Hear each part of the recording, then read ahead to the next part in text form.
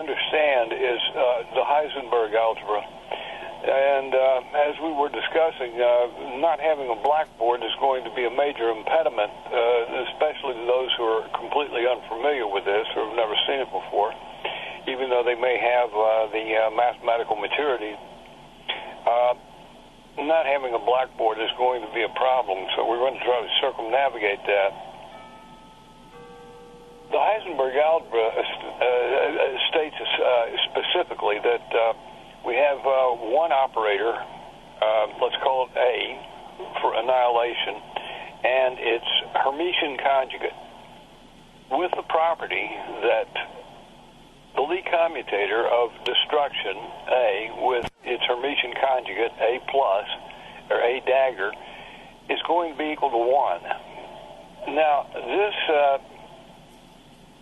Lie bracket is going to speak to fermionic, bosonic issues, and not necessarily fermionic issues. There are ways around that. So for the moment, I'm going to stay with the Lie bracket. And one of the things I want to say is that from this, we can define an oscillator Hamiltonian. And I am not going to pass to the second quantized Hamiltonian A dagger A alone, but instead the oscillator Hamiltonian in single dimension is going to be A dagger A plus 1/2. That's our famous 1/2 Planck's constant that is going to be the minimum energy value of the oscillatory system from the so-called L2, or the Hilbert space,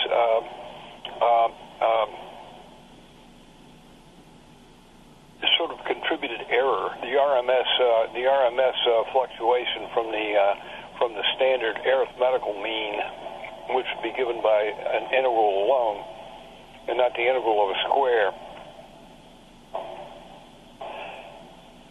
What we want to look at is a very important result, namely, it's a simple result, but it's very important, and it says the following. Whenever we've got a Hilbert space vector, it says more than this. It speaks to Banach space, especially of the form LP. The LP spaces, but it says for any state vector that we have, we can decompose it into an L1, which is simply integrable over the real line, plus an L infinity, which is essentially bound over the real line.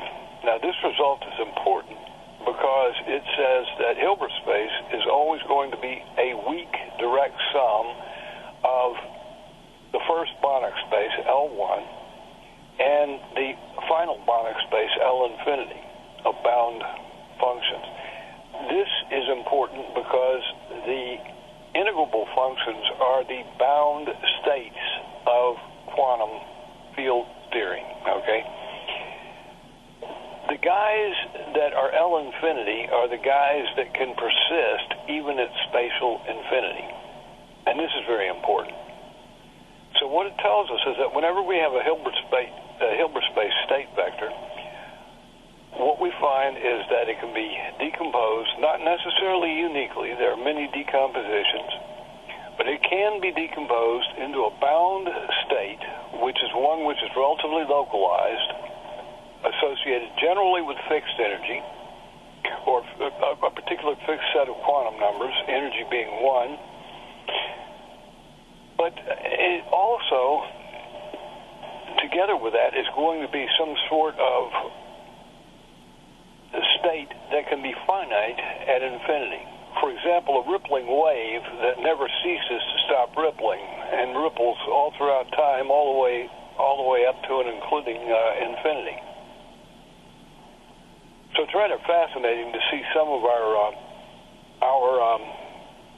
unusual curves. I think of it this way. This is as remarkable as saying any bizarre graph you see can be written as some sort of bell-shaped curve plus some sort of sinusoidal waveform. That's a rather, because if you take the superposition of those, if you simply add those together, you would think that you would get a very, very, very bizarre design. But you've got to remember, we're in the L2 world, where we square things and then then integrate and then take the square root of that. So we have some interesting phenomena happening in the quantum domain. So we can always take our state vectors and decompose them into bound states plus states which persist at infinity, and at spatial infinity. And I want to say something about this. This is technically statistical infinity. This is not space-time as we think of it. But this is not time-space as we think of it. This is actually a statistical record-keeping space that we use to keep track of our field theoretic results. Okay, for example, we perform an experiment, we have a result, we put it on a graph. And this graph is not representative of physical space, physical time at all. In fact, quantum mechanics by itself is nothing other than a look at the statistical record-keeping book being graphed, and really has little to do with the actual structure of time and of space. This is a very, very, very unusual, very essential aspect of the theory, is that it's always dealing with the so-called odds, the quantum odds. So there is a very real question as to its relevance in the physical sciences. For short times, short durations, very short, small disturbances, we do have a great deal of theoretical information being verified by experiment that quantum field theory is a relevant tool, however. So this is not to say that quantum field theory is a complete joke. It's to say that it is a tool in the works, and we must see it as such. Okay, so now that we've seen that we can take a Hilbert space vector, and we want to keep in mind that the squared modulus of this guy, when we integrate its conjugate together with the original waveform or the original state vector itself, we should get some relative of the not necessarily normalized expected value. We should get a constant times an expected value of some sort, or a probability, or a mode, an idea of where a mode may be. We should get some statistical data from it. One thing needs to be said about arithmetical averages. Many people have heard the terms mean, mode, and median. A mean is somewhat self-explanatory, and for those unfamiliar with the term, it can be found in literature in a variety of places.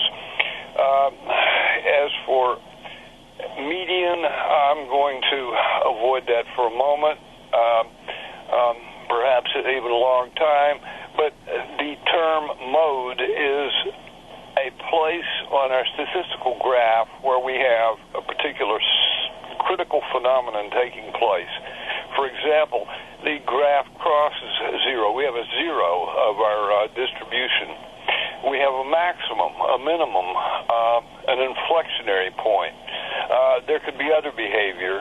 It could be a multidimensional graph, and we have a saddle point. So anytime we speak of the term mode, it is not a most frequently occurring number.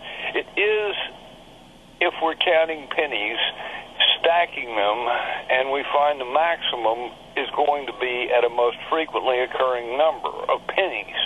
But we're not playing with pennies. we are talking about gathering statistical data from experiment.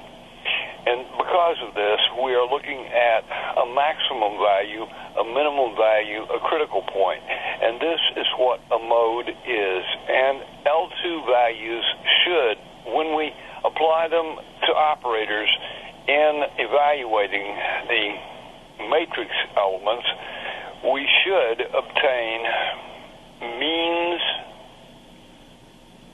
expected values, modes, or transition elements. And the transition elements of the matrices that represent these operators contain in them the transition amplitude, transition frequency. This entails the duration of the phenomenon itself, because a frequency is a reciprocal of a time quantity, depending on whether it's linear frequency, angular frequency, or the reciprocal of a period being ipso facto a frequency. There are some important things to bear in mind here. Statistical space is a space, and even though we can look at bound states, we want to look at particular bound states associated with an oscillator for this prelect. We want to look at some unnormalized states. Most people would complain and object to the use of non-normalized state vectors, but there's a reason why, and the reason why goes back to my late friend Paul Dirac, who developed the entire notion, and he was quite good at it. Let's think of the oscillator Hamiltonian again. It's a dagger A plus 1/2. We're not going to dispense with the 1/2. We're not going to renormalize the 1/2 away. We're going to keep it. We're not going to identify the oscillator Hamiltonian with an occupation number operator. We are going to keep them distinct. Now, the oscillator states are polynomials, and they form a complete, in this context, we're going to take the oscillator states to be simple powers of x. Okay? Now, hopefully this will be far more vivid in a webcast where we have no blackboard, because polynomials we can picture. Powers of x we can picture far better. We can think of them in our mind. In fact, familiar powers of x, we're going to look at integral powers of x for that matter. X to the plus 3, x to the third, x squared, x first, x to the 0th, which is simply the constant function 1. Now, as you've noticed, I've stepped down, okay, from x to the third to x to the second to x to the first to x to the 0th. The next stage is 0 itself, which is essentially where in statistical space our mode resides. But the point is, we're going from x to the third to x to the second to x to the first to x to the 0th to x to 0. And what we're doing is we are jumping down. Each time we jump down one power from the third to the second power, a quantum is emitted. Okay? That is destruction. We have destroyed a quanta, or we've made it unhappy, let's put it that way. It has decided to leave. It has been ejected from the system. Okay? And that is actually the emission of a quantum right there. Okay? Now, relative to the C of all quanta from whence, relative to the C of quanta of the electromagnetic field, it's a production of a photon because it's returned home. So, in other words, it departs, and we have have a vacuum. We're missing a photon. We're grieving over it, and then it is returned to its home where it's received, and the number of photons is increased by unity. Okay, we step down from the second power of x to the first power of x. Again, a photon's emitted, let's say, and a guy goes from our house. Our loss is the photonic sees gain, so to speak. We go from the first power to the zeroth power. Another photon is emitted, and once again we've lost another photon. But once again, the sea of photons has been increased by unity again. And finally, we annihilate everything and go to zero by jumping from the zeroth power of x to zero itself. The reason why zero is going to be our mode is because we are about to transcend into the world of negative energy values, which is one of the byproducts of the Klein-Gordon equation, our relativistic wave equation in its most simple form. And once we get into the negative energy solutions, we are going to begin producing a lot of so-called noise. And I want everyone who's listening to this particular prelect to think of the L infinity part, the persistent at infinity part of the wave functions, as finite noise, but localized quanta at infinity. Begin perceiving quanta in a... We've heard of wave-particle duality. I want you to think of now an origin-infinity duality, where we go from the origin to infinity by the inversion. X goes to 1 over x. X is taken to its reciprocal. Because when we begin averaging out these particular states, we're going to find out that these guys are going to give us a particular mean value between the minimum positive energy of plus 1/2, the maximum negative energy of minus 1/2, again in rationalized units of Planck's constant times frequency. And we're going to find everything centered about the origin. And that is why zero is going to be our mean, our mode, and our median in this particular case. What we have to think of right now are several things. First of all, we're going to have to think of, since we're going into the world of negative energy, we are going to have to begin thinking of positive energy and negative energy.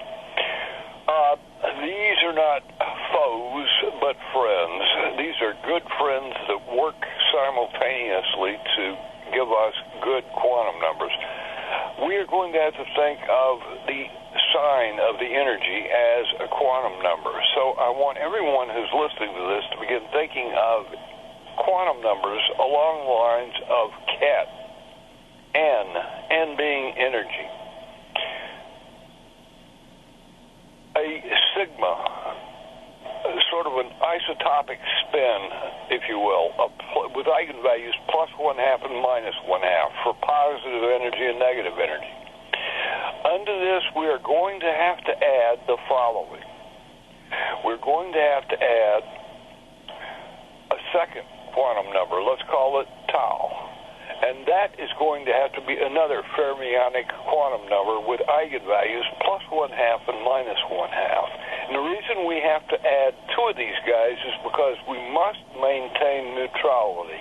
We cannot turn a boson into a fermion or a fermion into a boson without just cause. And we do not have just cause because we're describing simple particle states. In order to do this, we must, at this point, add both a fermionic and a fermionic to get a bosonic, which is a rather neutral guy, and it's going to be an isobosonic.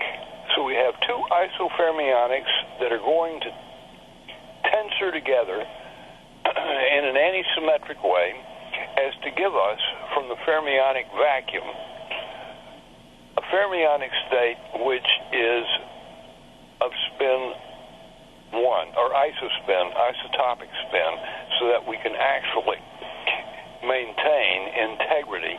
And I will emphasize, once again, this is an isotopic spin. We are adding 2 new quantum numbers.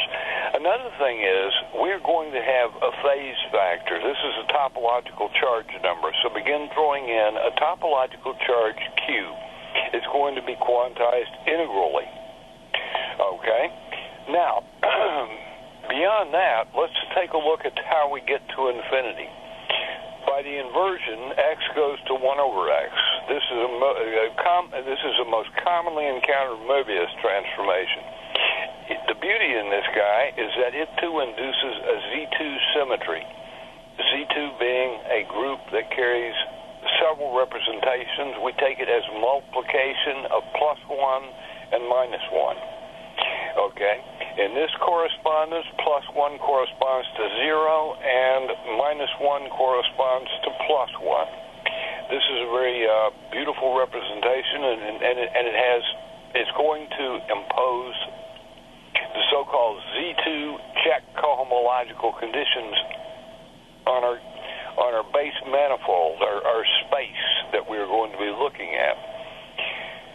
Beyond this, I want you to begin thinking of what we're doing here. We have added 1 over 0 is going to take us straight out to that ideal point at infinity. We've taken a one-dimensional problem and we've turned it into a projective line.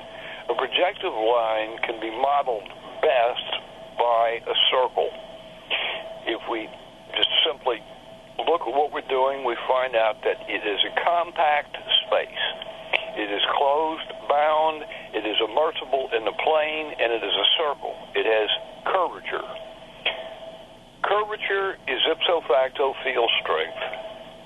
And so we're going to be carrying quantized field strength values. So we're going to have many, many more quantum numbers. And so from this simple oscillator, when we start looking at the L infinity states, those states capable of persisting, capable of inhabiting infinity, I want you to continue to think of these guys as creating no finite noise, but perfect harmony at infinity to pick up a new identity at infinity. But now we're looking at a closed space, a nice little tiny circle. So we go from the infinitely long line to the nice bound circle by embedding that one-dimensional line in a circle minus a point. And there we have the effect of curvature. This is the difference between quantum phase space, in reality, quantum phase space, and Liouville's classical phase space, namely that we do have, instead of spheres, in many of my publications, I refer to the geodetic sphere bundles. I use them as a classical phase space and go to the quantum from there. But the true quantum phase space that I've used in most of my publications is the tori. Okay? The tori T1, T2, T3, T4, T5, so on. Tn, where n is the number of degrees of freedom of the particular system itself. In terms of spatial variables alone. Now notice what we're doing. We're shifting downwardly. Now, each one of these guys is a state vector. It's a vector in a Hilbert space. X to the third is a vector. X squared is a vector. X to the first is a vector. X to the zeroth is a vector. And the point is we are shifting these vectors downwardly in power, okay? So what is happening? We are destroying as we go down. This is the operation of destruction. We are moving downwardly until we eventually hit the vacuum state, which happens to be the constant function 1, or x to the 0th. Okay? Once we hit that guy, if we destroy anything else, the entire system is blown to oblivion, and we hit the vector 0, the 0 vector, which is where it all ends. Now, the point being, this is a shift operator, a downward shift operator, and it is the destruction operator, where we go from 4 to 3 to x to the 4th, x to the 3rd, x squared, x to the 1st, where we go downwardly. This is a simple shift operator, okay? If I were to put a few constants of normalization in front of this sequence of polynomials, if I were to take x to the nth divided by the square root of n factorial, we would have a normalized state vector. I'm going to leave off the square root of n factorial in the denominator. I'm going to wipe it away because it tends to obfuscate things. It's rather hard to pronounce on the in a webcast. It's rather hard to picture in one's mind. It simply obscures things. It can be divided back into the situation if one so chooses. So nothing is really lost, other than the fact that we have to remember that it should be there, and we need to put it back in before we're going to get any meaningful results as a unit vector in Hilbert space. Okay? But the point is, we have a downward shift operator. The upward shift operator is, of course, going to be its Hermitian conjugate, its dagger. And a dagger is going to give us the upward shift, where we go not from 0 to x to the 1st, but where we begin at x to the 1st and go upwardly, x to the 0th, rather, x to the 0th. And we begin at x to the 0th, and we go upwardly. We start at x to the 0th, move to x to the 1st, x to the 2nd, x to the 3rd, x to the 4th, and that is excitation. We absorb a photon, and there are two ways to think of it. We include a photon, and in so doing, we take one from the photon C that destroys one there. It's decreased by unity because we're borrowing it.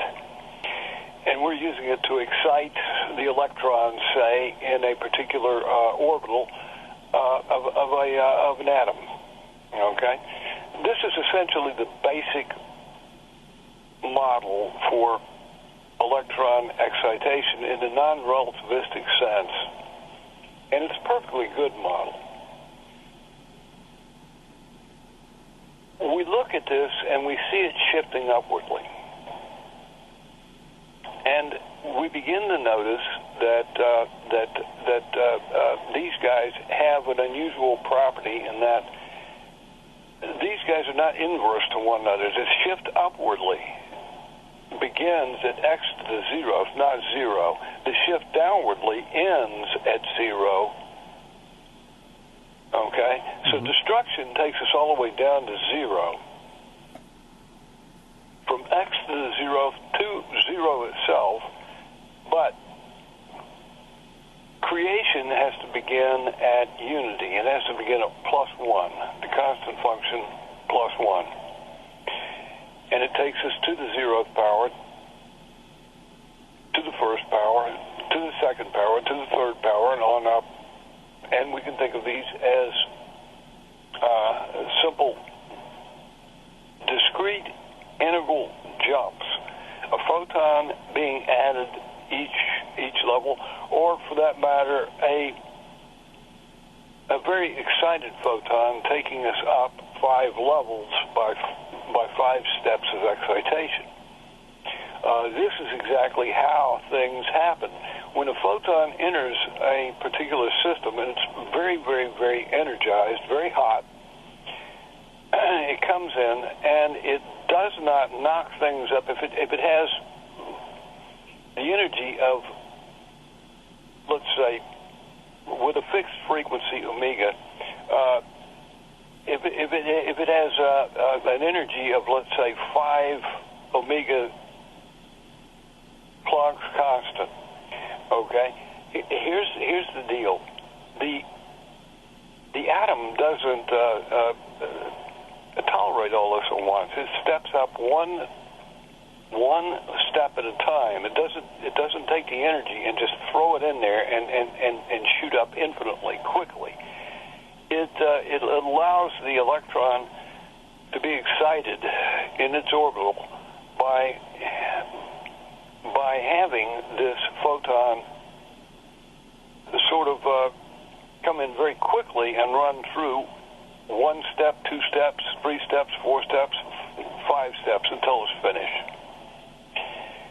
Now this is a very important thing, because this is going to determine the rate of the interaction, or the rate of what's going on, the so-called transition amplitude, transition frequency, and the duration of this particular event, such as excitation, absorption. How long does it take? How quickly is it received by the particular electron? How well is it transmitted from the photon? So there are many, many questions that can be answered using creation and annihilation operators, and it must be remembered that one is a Hermitian conjugate of the other. One of the perfect ways to illustrate what's going on with creation and annihilation operators is the ability to create quanta and ask ourselves, how quickly did that happen? What was the rate of transition? If, for example, I want to create a particle, watch it go from the vacuum state to its maximum attainable state and then back down to the vacuum. What I have done is I have watched a particle come from the vacuum, go to its summit, and then come back to the vacuum, or in other words, cease to exist. This duration is going to be the lifetime, the mean lifetime of the particular particle, and is known as such. If we look at the term half-life, we would look at an exponential formulation of this, and of course splice the time at t over 2. But the mean lifetime is not related to the half-life per se. In an immediate way, we have to cut that time in half. If we want the mean or the average lifetime of the particle, we take a look at its wave function, see what happens when it's produced from the vacuum, look at the frequency, and the energy, of course, the momentum perhaps, a few other quantum numbers, and let it go back down to the vacuum where it ceases to exist. It goes back into that sea of quanta, which is absolutely necessary if we're going to consider positive and negative energy solutions. As we see, we're going from the vacuum up to the back down to the vacuum, and this is known as a vacuum to vacuum, or VTV transition. This is essentially nothing other than saying they're conjugate transposes as matrices. And in a real representation, they are nothing other than transposes. Okay, now, this pretends the polynomials of positive power, the positive integral power, as a very, very, very good basis for creation and annihilation models, and radiation and absorption models. But what else can be done? Is there anything else? Okay, now, thus far I've used nothing other than positive integral powers and zero. Okay, let me ask you something. What happens, now, we know there's a nice little exercise that can be performed by anyone. If we keep applying to any quantum state that's the state of an oscillator, a bound state necessarily, if we keep applying that oscillator destruction operator, we're going to hit a minimum energy value of plus 1/2 Planck's constant times frequency of oscillation. My question is this, and by frequency of oscillation, I mean angular frequency of oscillation. So my question is this.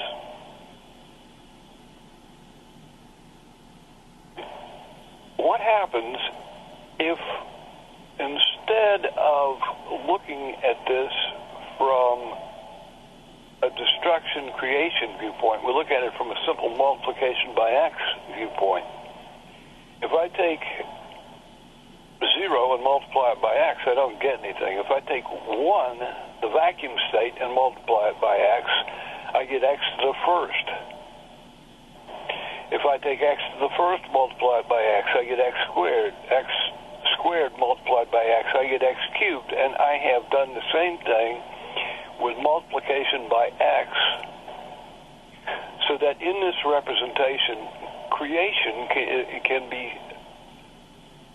summed up as multiplication by x, multiplication by the identity operator.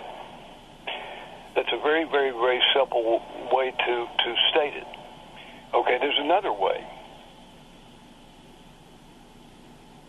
to think of this. Now, if I've got multiplication by x, ought not division by x undo that? And yes, it does. So let's go down to our very basic state, 1. Okay? What happens if I begin dividing by x? Can we do that? Because this should be destruction. If I divide away x's, I ought to be able to get to these guys very, very quickly.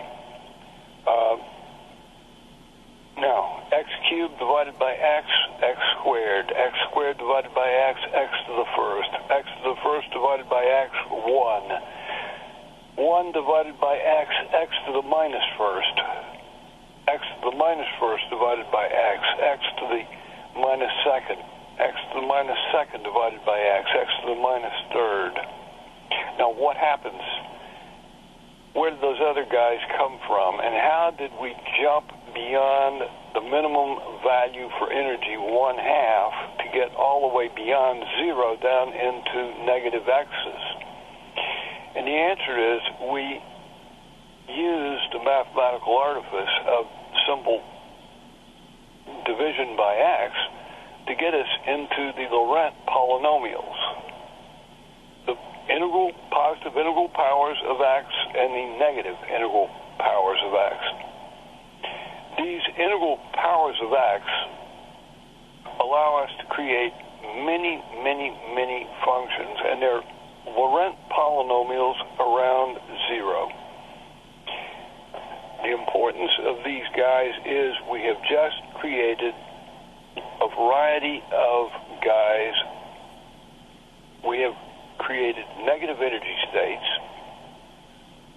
because if I go beyond every positive energy state from 5/2 to 3/2 to 1/2, which is the minimum possible energy for an oscillator, and keep going, then I must be where? In the negative energy states.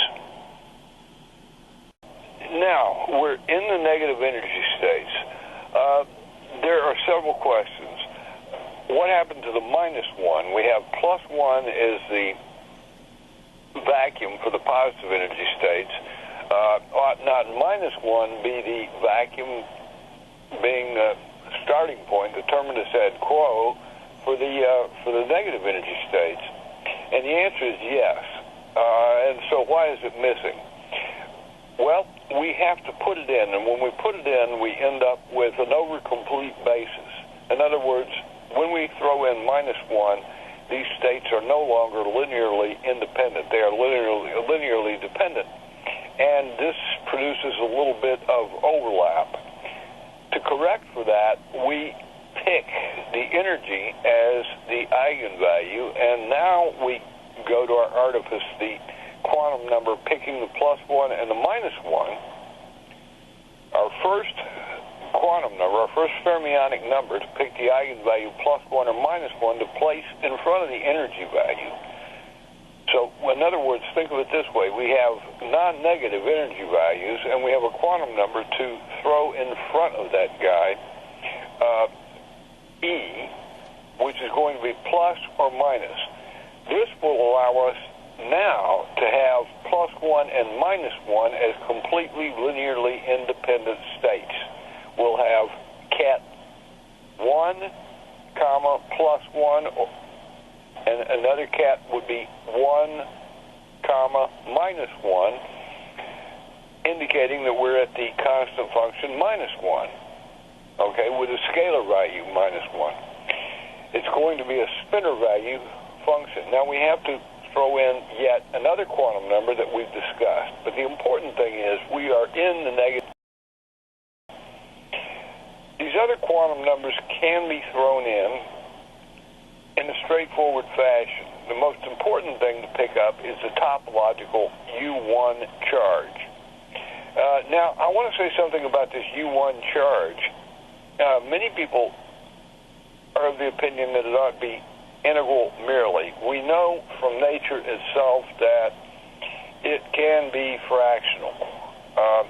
We can have fractional charges. This is nothing new to quarks. The quark model really did not bring about fractional charge. Fractional charge had been envisioned much earlier than the quark model. Fractional charge was one of the most canonical things to look for after integral charge. Positive, negative charge led to, is there a fractional charge? So from the times of Gauss, have there been fractional charges sought? Recently, we've found experimental evidence to show that these are useful. Whether or not they are merely artifices or whether or not they are really manifestations of reality is another question. We do know that they are useful and that we can add them in, and this will not harm anything. We know that this will allow us to create a better probability distribution or statistical distribution in our so-called statistical space. We know that this will be able to take us on our trek to be able to answer the questions, what are the basic fundamental frequencies that allowed us to look at the first day, the second day, the third day, the fourth day, the fifth day, the sixth day, and on. And these are the guys that we really want to look for. And, of course, this is going to come by way of the field curvature that's to be added in, because it must be remembered this field curvature is a very unusual character. Many would say, and I was reading a very, very, very well-written book, well, two for that matter, today, just for the sake of passing time. And it talks about the problem of these guys being antisymmetric, meaning they cannot be Hermitian, therefore they cannot be, the field strength cannot be an observable physical quantity. And there is a very easy way to correct for that. And if we look at them in the right way, even though they're antisymmetric matrices, let me explain what we do here. We pick either the negative part or the positive part, and we look at those guys,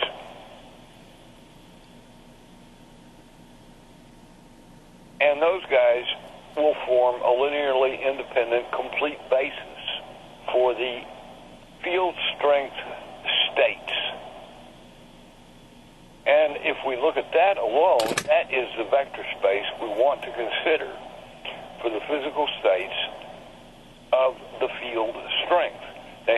dealing with a simple oscillator. And people might ask the question, well, what in the heck is the field? Well, the field can be simply the background space itself. And for us, that is where we would like to look. What spatial manifestations can be measured? And if curvature is one of them, then let us measure it. Another point to be made is that the oscillator model can be generalized so that x in the oscillator equation can be replaced with any generalized position whatsoever, even if that generalized position be some strange antisymmetric potential operator. In so doing, we create what is known as a generalized Heisenberg algebra, or really a function algebra, of what some would say is the Heisenberg kind, even though it's a little bit more general than that. And these guys show us that we can treat every covariant derivative as though it were a creation operator or a destruction operator. We can actually switch the roles.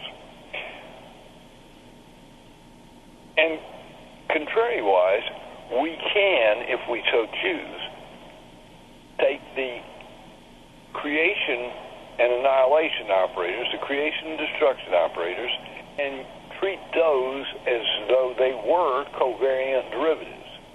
This answers a very, very, very important question. Why is it the case that in free space, if we take a quantum, it ought to travel, if it's affected by nothing other than space, it ought to travel a geodesic path. In flat space, that would be a straight line.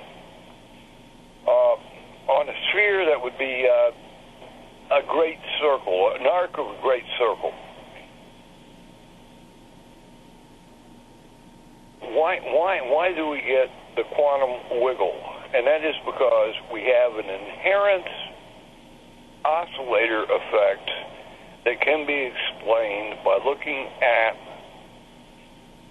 the equations of motion with the creation and annihilation operators being seen as covariant derivatives, introducing a curvature, not necessarily in space always, or time-space always, but in the Hilbert space, that infinite dimensional Hilbert space.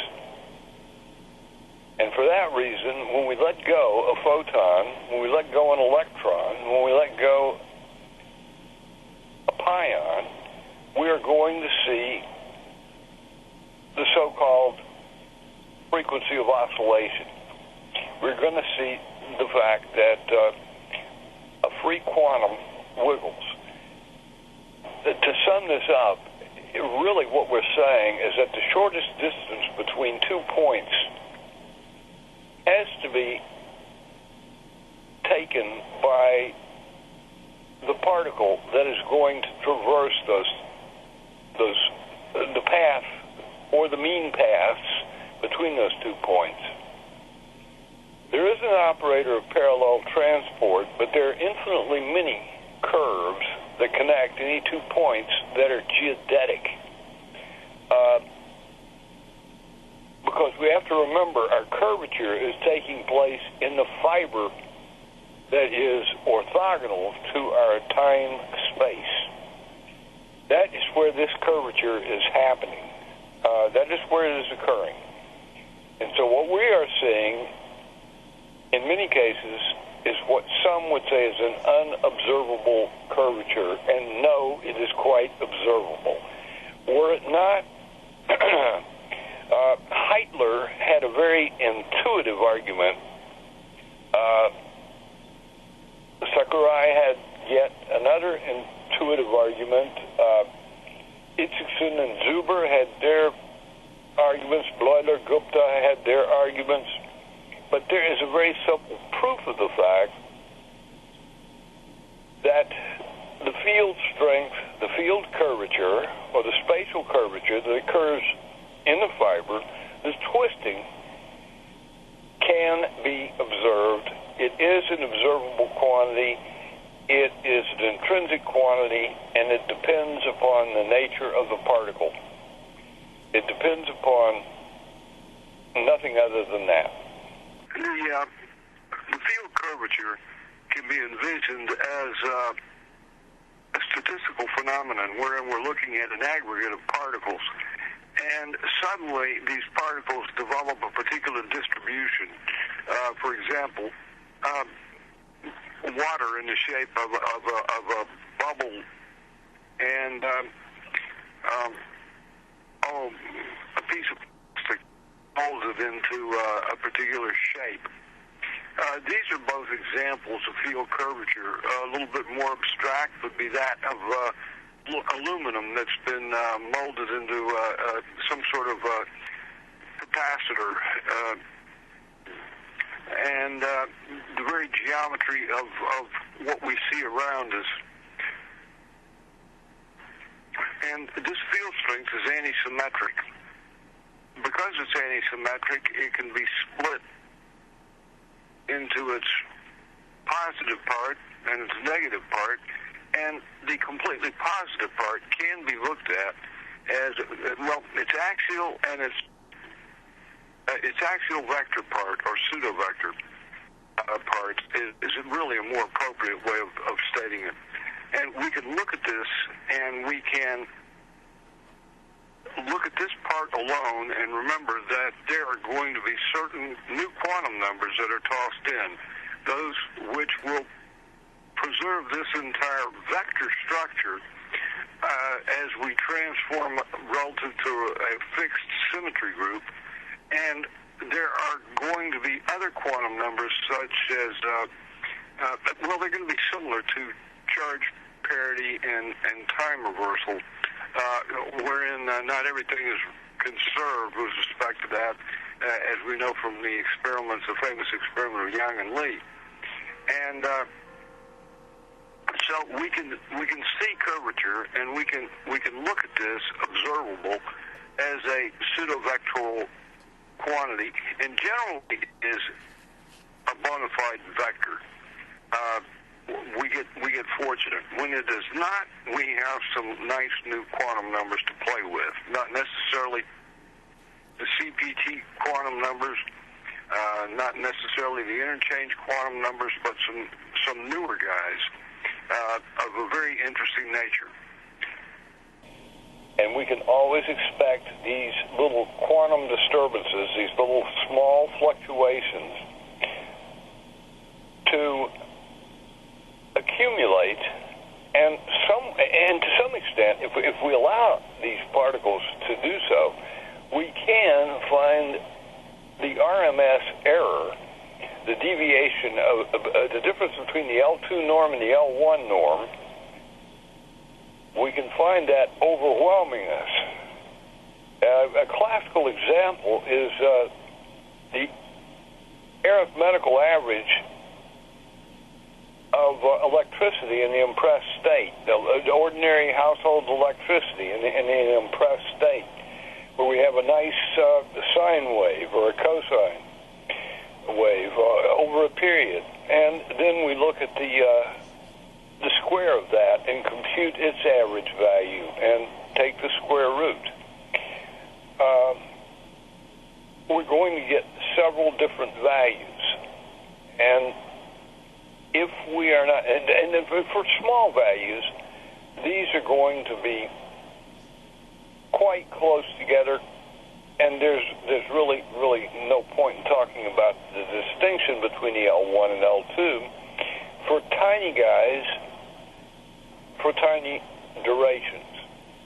When we allow things to accrue over time, there must be corrections made.